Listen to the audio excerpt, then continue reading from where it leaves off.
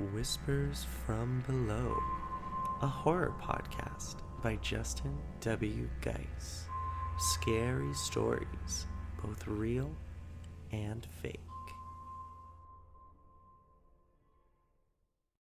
Hello, listeners. Welcome to Season 1, Episode 11 of Whispers from Below, a podcast by a madman for madmen. I'm your resident psychopath, Justin W. Geis, and today's topic of discussion is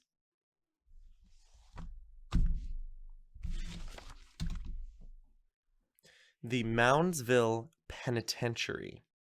Now, before we start, as I always like to do, I think this episode is relatively okay for everybody. A lot of the episode is going to be backstory on the prison and its history. That's going to be, I would assume, anywhere from like the first part of it to like maybe like 20 minutes in. There's a lot of info on the history of this prison, and I think it's fascinating. And then we'll get into some of the spookier, darker stuff at the end. So, for a younger listener, what I will say is the first part should be totally okay for you to listen to. Once you start to get towards the end of the episode, I would say if anything makes you uncomfortable or you start to get spooked or whatever, just click off. This episode might not be for you. We have a ton of other content for you guys to check out, and I'm going to keep putting it out, even throughout everything that's happening. I had a thought of calling it Whispers from Quarantine today, and doing like a special little season, just while we're in quarantine. I'm also debating whether or not it would be a good idea to do 2 episodes a week while we're starting to get into everything that's happening right now. I can do that for like maybe a week or two, just knock out like 2 episodes a week so that you guys have more content to listen to.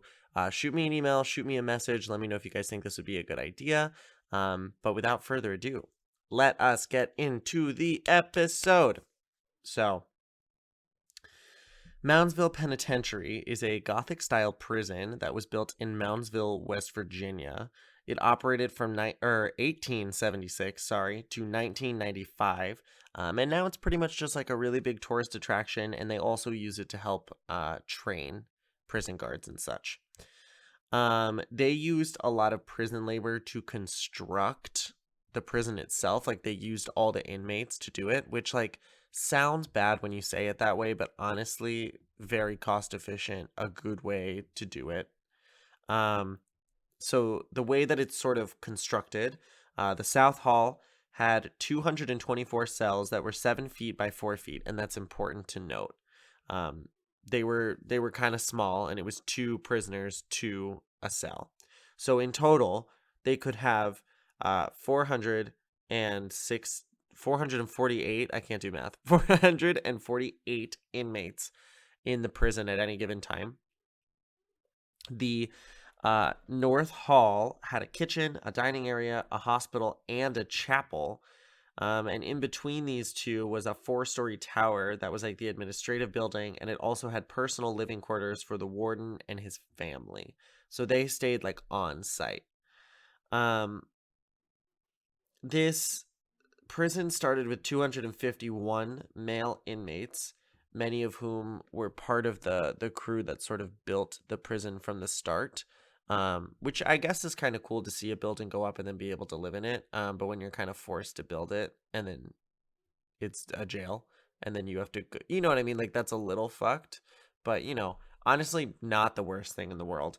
The prison basically became self-sufficient, the way that they set it up, due to all the inmate labor that they had going on.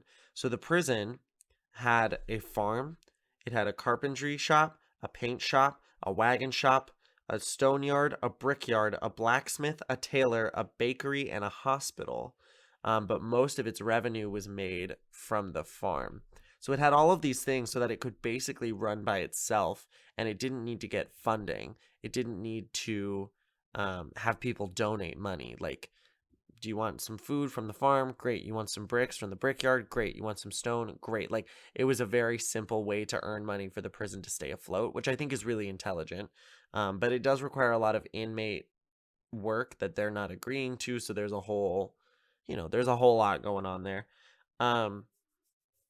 They ended up opening a coal mine in 1921 to try and help cut the cost of the energy bill for the prison. And they ended up saving about $14,000 a year once the mine was fully opened. And keep in mind, this is in 1921. So $14,000 today, like I'd still be like sick. I just saved $14,000. But in 21, $14,000 was like an exorbitant amount of money. Like they saved so much money off of using the coal mine. Um, in the start of the 20th century, this prison was like great. It was a great prison. It was self-sufficient. People really liked it. They thought it was doing well.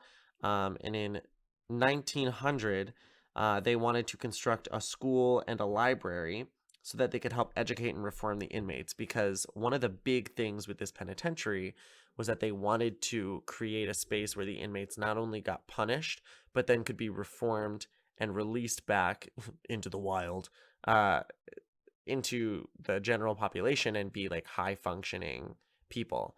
So it was really important for them that they had a library and an education system in place, so that these inmates could get what they needed in order to, function as people when they got back out in the real world. Um, then they sort of got to a point that was not ideal. They had about 3 inmates to each cell, and they had to delay construction on expanding. So they started the expansion in 1929, and they didn't finish it till 1959. Because during all this time, if you know history, World War II happened. And what happened in World War II? We had a steel shortage, so they couldn't build whatever they wanted. There was like a huge cut on like what you could use and what you couldn't use, and everybody was trying to make steel to give, to the army and the military and whatever. So they couldn't finish the building, so there were 3 inmates to a cell, which means 2 people in a bunk bed, and there was just enough space in it. Remember, it's 7 feet by 4 feet. It's not big. And there's about 3 people to a cell. So there's 2 bunks, and then there's a mattress that's slapped on the ground that somebody had to sleep on. At one point, I think I talk a little bit about it later, but they had like 1,000 inmates, and if you mentioned before, they could only really have like a little under 500 inmates. So they kind of like doubled their numbers, and they didn't have the space for it, which is kind of what caused like these horrible conditions in there. There was a ton of gambling. There was a ton of rape. There was a lot of fighting that was super common in this place called the Sugar Shack. It was like a general place where people could like gather and hang out, like the inmates and stuff, and a ton of stuff happened there. I talk about it a little bit later, but I just want to laugh about it now. A bunch of articles back then that came out about the prison were like, there's homosexual rape happening in there. And I don't know why, like I always thought it was like in that voice. Like it just made me really laugh, like homosexual rape. Anyway, um, so there were 36 homicides that took place in the prison. Um, like total, there were 36 homicides, which is, I think, a lot. Um, and R.D. Wall, who was number 44670, was probably like the most like brutal, I would say, murder that happened in the prison. So Wall supposedly snitched on some of his inmates about stuff that they were doing. And as we all know, the turn of phrase is snitches get what? Stitches. So you can't really do that in prison. Like you will get the shit kicked out of you. So I think he was probably just expecting to like get beaten up or like be protected somehow. But while Wall was on his way to the boiler room, 3 prisoners with these like dull shivs, they use the word butchered, which is like that is just such a sad thing to me to hear the word butchered and a human. It's just like, holy shit. Like they must have really torn apart that body for that word to be used. Now, this is where we start to get into some like shady stuff that was going on. That's like basic prison stuff. This is when it was built. This is what was happening, blah, blah, blah. Now we started to get into why this prison is considered one of the most haunted prisons. I think it's like one of the most haunted places, point blank, period, in the United States. Like it is crazy there. On November 7th, 1979, 15 inmates escaped, one of which was Ronald Turney Williams, who was in prison for murdering a sergeant in the Beckley Police Department. So he's already in there as a murderer. We all know that this is the case. Like, there's no ifs, ands, or buts about it. Like, he's a murderer. He's a dangerous person. He sort of led this big escape. It was about 15 inmates, two, I think three of which weren't caught for like months afterwards. One of which was like a serial rapist. The other person was a murderer. Like, it was not a good thing. The escapees passed by this off duty state trooper named Philip S. Kessner. And Kessner has sort of like a tragic end to his tale. So Kessner was driving by with his wife. He was off duty. He wasn't really trying to start anything, but he saw these inmates escaping, and so he tried to stop them. They pulled him from his car, shot him, which at the time mortally wounded him, but I believe when they took him to the hospital, he died. Every article I read said that he died. So he is, he died from that, which is probably really traumatic for the wife to like watch your husband get shot and die. Probably not something you're expecting on a stroll. And then Williams remained at large for 18 months. He was murdering people. He was robbing banks and stores, and he was like taunting the police with these notes. It was just like really not a chill situation. He ended up on the FBI's most wanted list. It was a whole lot. He ended up getting apprehended after a huge shootout with federal agents at the George Washington Hotel in New York City in 1981. So he really was able to like play the police and get what he wanted and get away with stuff until that point. As of right now, as of April 11th, 2020, he is still in prison in West Virginia. He is still a prisoner in the state of West Virginia. The police communication was super poor at the time, and so a lot of officers that were like local police and stuff like that were starting to get mad at one another because they were like, you didn't tell me, that happened. Like, I don't think the prison found out that inmates had escaped until like 20 minutes after it had happened. And if they would have notified authorities like sooner, then like they would have been able to get there faster and maybe apprehend the inmates before they got out and murdered a bunch of people. Like there was a lot going on and everybody was like shooting blame, but nobody was really trying to like fix the problem.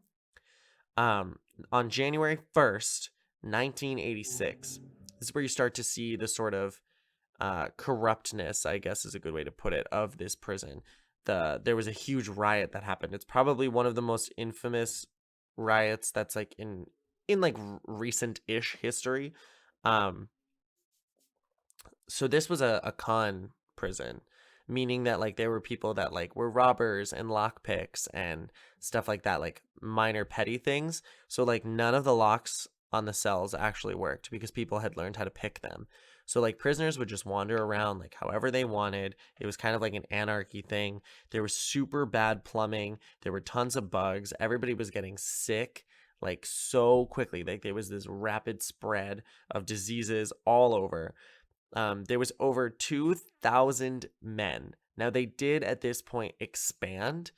They doubled their capacity, but let's just say for a moment that their capacity was 448. I'm so sorry. I'm really bad at math. I'm going to make that 450 because that's going to be easier for me. So they can only have 900 inmates, ideally, about 900 inmates.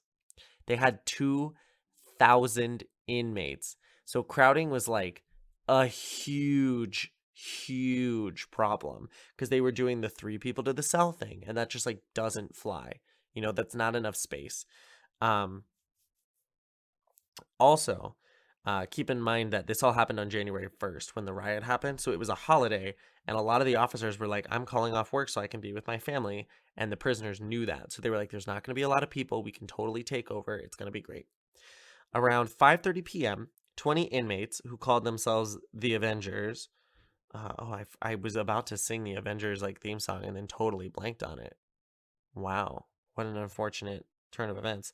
The Avengers stormed the mess hall and they grabbed Captain Glassock and 5 other officers, slammed them to the floor, handcuffed them with their own cuffs while like holding knives to their throats and was like, we have demands.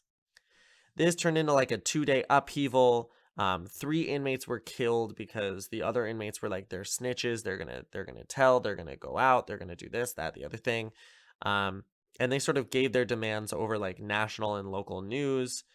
There were new rules and standards that were created, and they actually spoke to the governor at the time, Arch A. Moore Jr., which is kind of a cool little fact. They ended up like speaking to the governor so that they could get what they wanted in the prison. Good for them. This led to like a ton of riots, a ton of escapes, because there were so many prisoners and there wasn't enough guards. There was tons of crowding. Everybody was like getting sick, and it was gross. And there was a ton of riots trying to fix what was going on. There were a ton of escapees. You know, the prison started to kind of like not fall apart physically, but like in its integrity and whatever. So people were able to escape really easily. Now, there was a Supreme Court ruling that the size of the cells were considered cruel and unusual punishment. Like, it wasn't enough space for 3 people to stay in. It was like completely unacceptable. So the prison kind of got like, it had to like sort of lessen its inmates, send people out, do what it needed to do. And then also, this was one of the main prisons that executed people, killed people on death row. It was a really big deal at the time, and everything was super public. And then the state sort of was like, oh, we're not going to do capital punishment anymore. They got rid of it entirely in 1965. So once that happened, basically the prison was like, well, fuck. And then it was just a slow decline until eventually it got shut down. But now that's like the basic information. We're going to start to get into the spooky, the scary, the creepy stuff that kind of went on in this prison. And some of it is bleak. Some of it is very bleak. From 1899 to 1959, just about, 94 men were executed in the prison. Hanging was the execution of choice until about 1949. 85 men were hanged in the prison. And hangings were totally public. You could just show up with your kids, watch someone get hanged, which like sounds messed up, but at the time, like nobody really knew any better. I'm not trying to make excuses for them because that is like very odd and very dark. But like at the time, like, you know, think about like way back when people watched hangings, people watched beheadings with their kids, you know, in the court. You know, it's like it was very normal. But this all was public until one man named Frank Heyer. He was the last man to be hanged. He got decapitated by the rope, which I didn't know was possible. So they chose to do like a really high gallows, so that your body weight and the height, like the drop, would help snap your neck faster. But I guess like there was some weird excuse that a doctor wrote that was like, he did not have strong neck muscles. I'm like, so you got decapitated because you didn't have like a bulging neck? I don't know. I didn't know that it was possible. And knowing me, this is something that I would have known about before. So he got decapitated publicly by a rope. And then they were like, you know, maybe this shouldn't be public. Now it's an invitation only thing. I think that's really common now, for states that do capital punishment and things like that. I think it's only invitation now. I think it's invitation only. But normally it's like the victims or things like that, family that get to go. So this prison ended up making a cemetery because a lot of families would refuse to take the bodies of people after they were executed or if they died in prison. A lot of times people were like, sorry, like I don't want them near me. I don't want to touch the body. I don't want to deal with them. And so the prison was like, fine, let's build a cemetery. So they had a little cemetery in the prison, which I think is so spooky, like already. That's just like terrifying to me. And then they started using the electric chair. Whoa, in 1951. This killed about 9 men until obviously the state sort of was like, you can't do that anymore. The original chair is called Old Sparky, and it was built by an inmate named Paul Glenn, which I think is another cool fact. This inmate built an electric chair to kill other inmates. I bet he was super popular. The chair is still up for display if you take tours of the prison, like on the main tour. They'll show you Old Sparky, and you can go take a look at him. There are pictures of it online too. Side note, the prison is really beautifully done.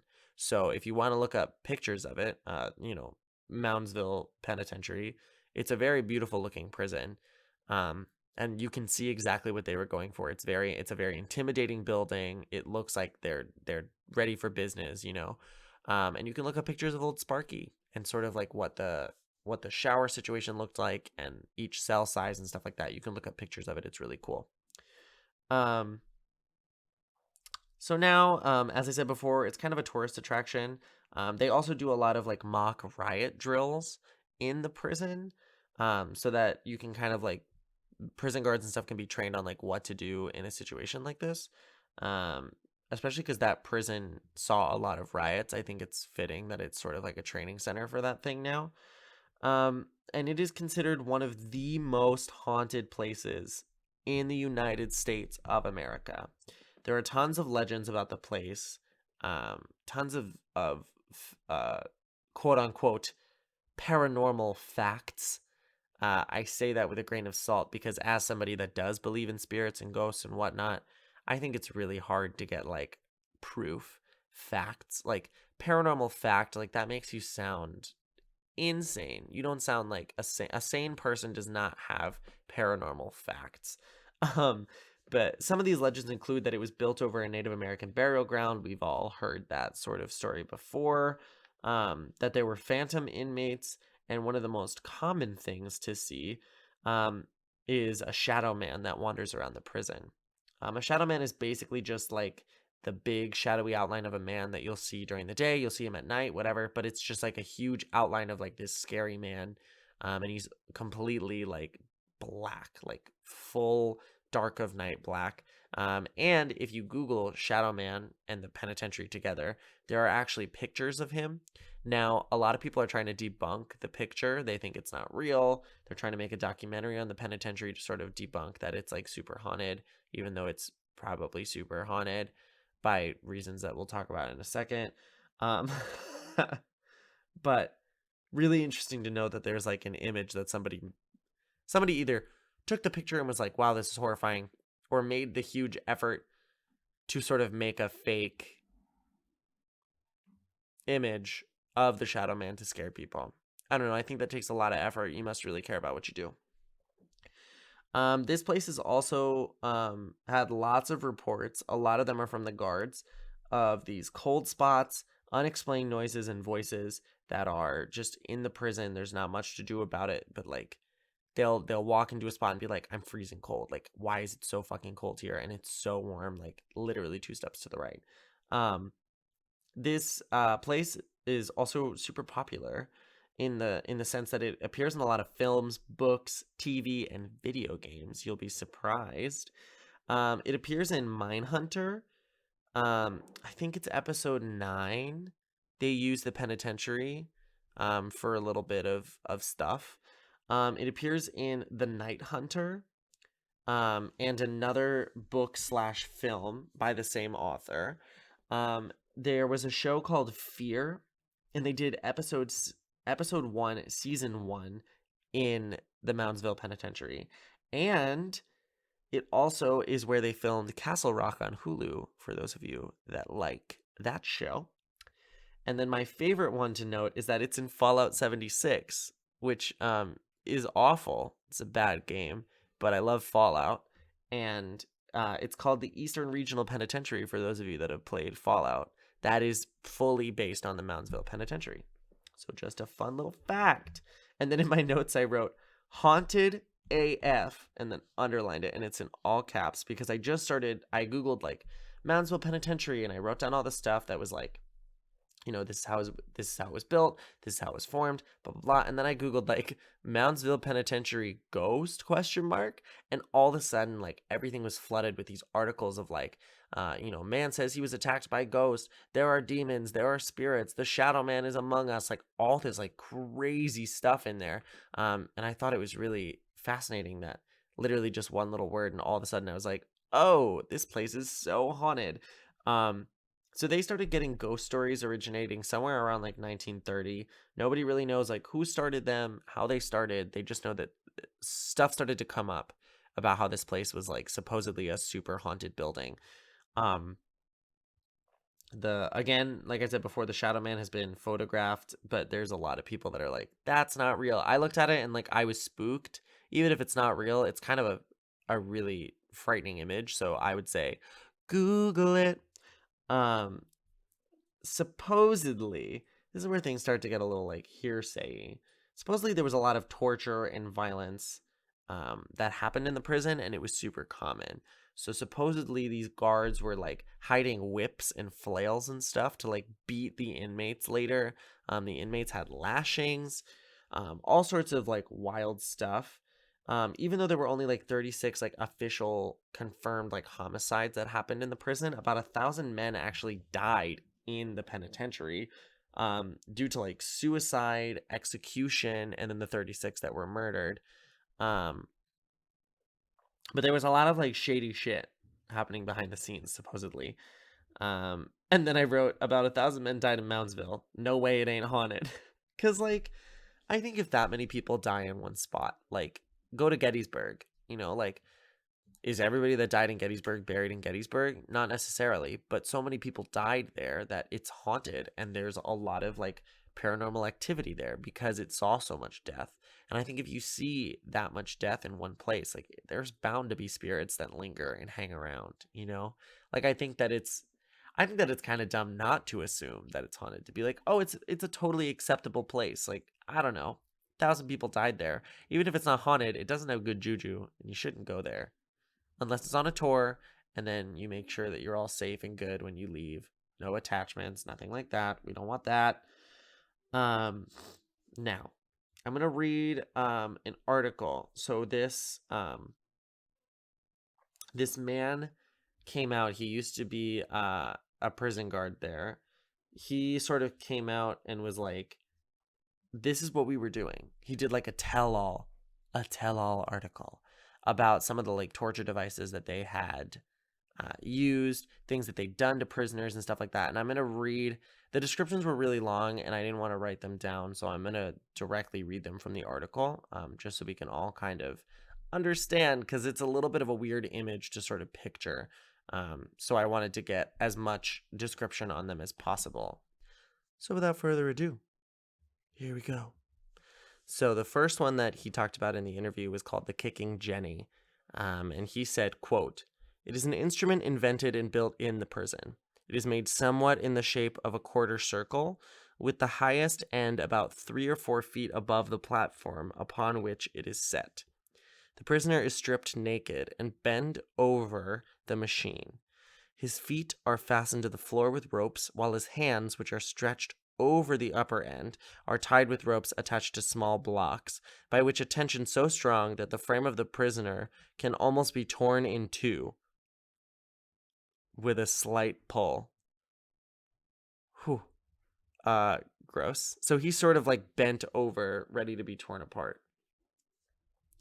After the prisoner is placed in position, the superintendent, or whoever does the whipping, takes a heavy whip made of sole leather, 2 pieces of which, about 3 feet long, are sewed together and the ends scraped slightly rounding, the lash being 3 inches broad at the handle, tapering to a point. With the whip, the prisoner is beaten until he is almost dead, or the strength of the man who is doing the whipping gives out. End quote. Horrifying.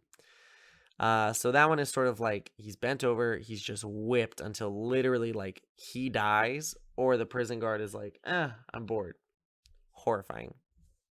And the second one, and the last one I'll talk about, is the shoe fly. Quote, "That infernal kickin' Jenny was not the only instrument of torture. There was the shoe fly, an instrument so arranged that the victim could be placed with his feet in the stocks, his arms pinioned at his head, and his head fastened so that he could not move it. Then someone would take the hose and turn the water full upon the prisoner's face. This was kept until the victim was partly strangled to death. Imagine a man receiving a stream of water from an inch nozzle full in the face without the power of changing his position. Then think of that stream being ice-cold water, and you can form an idea." End quote. So just a side note that this prison was crooked, supposedly, based on what people were saying. There were beatings, there was homosexual rape, there was all sorts of things that were going on that was just like completely unacceptable. And when he came out with this sort of interview of like, this is what we did in there, the prison was kind of like, that's the end. Like that's the end. You can't really do anything about that. I actually found an article from July 12th, 1971, which was really cool to like sort of see the style of the newspapers back then. But it mentioned inmates were being murdered, poisoned, homosexually raped, because, you gotta specify that it's the homosexuals in the 70s. And there was an inmate that was even burned alive. Holy crap. Can you imagine being sent to that prison? Like, you get your sentence and they're like, you're going to Moundsville, and you're like, oh shit, like, I'm not making it out. I'm gonna have to sell myself like a pack of cigarettes just to like survive. And those are sort of like the basic things that I found, but it's a really spooky place. Like, you look at pictures of it. The tours happen, obviously not right now. Thank you, Quarantina. But just a lot of messed up stuff happened there. A lot of people died. Um, it's just a really sad place. I mean, I don't think any prison is like a happy-go-lucky place. Like, you're not clicking your heels and singing a jolly little song and birds dress you. But like, I think specifically this prison is a very sad one to note. Just off the idea that like prisoners are, they're still people, you know. Some of them are really terrible, awful people that should be executed, in my personal opinion, if you wanted to know my stance on that. But I also do know that they're still people, and I totally understand the reasoning behind that. But to treat someone like that, like lashings and like basically drowning someone, it's just not, that ain't it, sis. There was like food poisoning, there was like actual poisoning so that people would like almost die. Somebody got burned alive. Like, this is the sort of stuff that should not happen in a prison, you know? Um, just very, very messed up stuff. There's probably some really angry spirits in there. Is this a place that I would say go visit? I mean, I really want to. I'd probably go visit. I'd take a little trip. I bet it's got to be part of those dark tourism. If anybody knows anything about that and wants me to like do an episode on more of those like dark tourism locations and stuff, there's a show on Netflix about it. It's really interesting to see like some people, instead of taking a vacation to the beach, will go to these like really messed up places or do these really crazy ridiculous things because they're like, this is fun and dark, and like, I wonder what it'll be like, it's really cool. It was a cool show. I watched it a lot with my boyfriend while we were on tour. It was really fun. But yeah, that's all the information I really have today. It looks like the 30-minute mark is pretty much where most of my episodes are going to be hitting. It seems to be a good one for me. I think it's just the right amount of time for you guys. If there's episodes that have far more information, obviously I'm going to make them a little bit longer because I want to give you guys the best information possible. But right now it looks like all of my episodes are kind of clocking in at like 30 minutes or a little bit below or a little bit above. So I think that that's going to be the timestamp forever and ever and ever and ever. If you guys have any questions, comments, concerns, you can reach me at whispersfrombelow@gmail.com. No spaces, no capital, no underscores. Or you can send me a DM at whispersfrombelow on Instagram. No spaces, no underscores, no capitals. I also, if you go over to my Instagram, you can see pictures of, it was my birthday recently. I turned 21. It's very exciting. And my boyfriend made me a notebook that says Whispers from Below with our logo on the front, and on the back it says a podcast by a madman for a madman. And it's super duper cool, super duper dope. And then he also made me a hat that has our little fangs on it, the little bloody fangs on the front of it. It's a white hat. You can find pictures of it there. It's a really great quality hat. It's a super cool notebook. It's not super big. If anybody is interested in me sort of starting to make merch, not maybe to sell yet, but if that's something that you guys would be interested in the future, let me know, because I would love to start making stuff like that and just sort of like prototype it and see how well it does, see how I like it, because obviously I don't want to give any merch or products or whatever that I don't personally like. I know a lot of people that will like sell merch and they're like, oh yeah, I'm popular now, let me just get it all out there, and then it's like really crappy quality and like not it. And if you want to support me enough that you want to wear merch of mine, I want it to be good quality. I want it to be a nice shirt. An idea I had was a little pocket, like a little pocket t-shirt, and on the pocket it has the little fangs, because I also think having a full like whispers from below logo on everything is a little aggressive. I think you can be like a subtle fan. You don't have to tell everybody about it, but like you can know that you're supporting me, and that's super cool too. I was thinking a pop socket could be cool, stickers, stuff like that. So just let me know what you guys are thinking. If that's something you'd be interested in, I can talk to people and try to get more pictures of it up. And then if it becomes a thing where everybody wants one, I'll try to figure out something from there. Um, I again, as I said in the beginning of the episode, I'm thinking of trying to do maybe 2 episodes a week now. Let me know if that's something you'd be interested in. It would be a lot more work for me, but I know that right now everybody's kind of struggling, and it could be nice to have a little source of light. So maybe I would do like an upload like Monday and Thursday, or like Monday and Friday. And then you can have like your week to listen to the Monday one and your weekend to listen to the Friday one. Something like that might just be nice, even if like the Friday one is like a 15-minute, like a shorter ep, just sort of something to keep everybody in the loop. Let me know if you'd be interested in that. As of right now, that's not going to be happening, simply because I have no responses on it yet. I don't know what people think about it, but just let me know. Um, that's really all I have today. So keep in mind, prisons are sad and scary. Moundsville is super duper haunted. And wash your damn hands, because you're all filthy. I promise.